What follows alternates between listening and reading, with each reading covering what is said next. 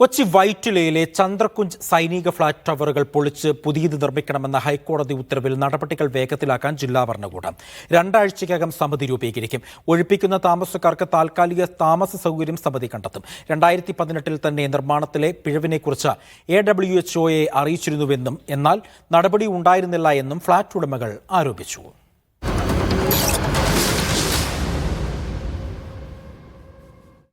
ടവറുകൾ പൊളിച്ച് പുതിയവ നിർമ്മിക്കാനും താമസക്കാരെ ഒഴിപ്പിക്കുന്ന നടപടികൾക്കും ജില്ലാ കളക്ടർ 2 ആഴ്ചയ്ക്കുള്ളിൽ സമിതി രൂപീകരിക്കും.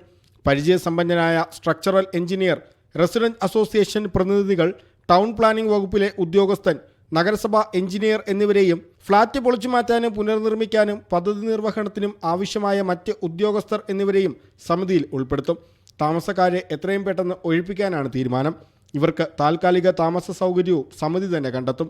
വിമുക്ത ഭടന്മാർക്കും അവരുടെ ആശ്രിതർക്കുമായി നിർമ്മിക്കപ്പെട്ട ചന്ദ്രകുഞ്ച് ഫ്ളാറ്റ് സമുച്ചയത്തിലെ B-C ടവറുകളാണ് പൊളിക്കേണ്ടത്. താമസക്കാർ നൽകിയ ഹർജിയിലാണ് കോടതി ഉത്തരവ്.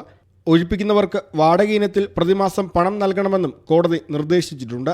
അതേസമയം കരാർ ലംഘനം നടന്നിട്ടുണ്ടെന്നും നിർമ്മാണത്തിലെ പിഴവുകളെക്കുറിച്ച് AWHOയ്ക്ക് അറിയാമായിരുന്നുവെന്നും ഫ്ളാറ്റ് ഉടമകൾ ആരോപിച്ചു. ഇതിലെല്ലാം ക്ലോറൈഡ് കണ്ടന്റ് ഈ കോൺക്രീറ്റിൽ അഡ്മിക്സ്ഡ് ആണ്. അതായത് മിക്സ് ചെയ്ത വെള്ളത്തിൽ നിന്നുണ്ടായ പ്രശ്നമാണിത്. പോർട്ടബിൾ വാട്ടറെ കോൺക്രീറ്റിന് ഉപയോഗിക്കാം. ഈ കാര്യം പോലും നോക്കാതെ തെറ്റായ രീതിയിലുള്ള ആ കൺസ്ട്രക്ഷൻ ഇതാണ് ഈ കുഴപ്പത്തിലേക്ക് കൊണ്ടുവന്നത്. പ്രതിരോധ മന്ത്രാലയത്തിന് കീഴിലുള്ള ഫ്ളാറ്റിന് ബലക്ഷയമുണ്ടെന്ന വാർത്ത മീഡിയ 1 ആണ് പുറത്തു കൊണ്ടുവന്നത്. മീഡിയ 1 കൊച്ചി.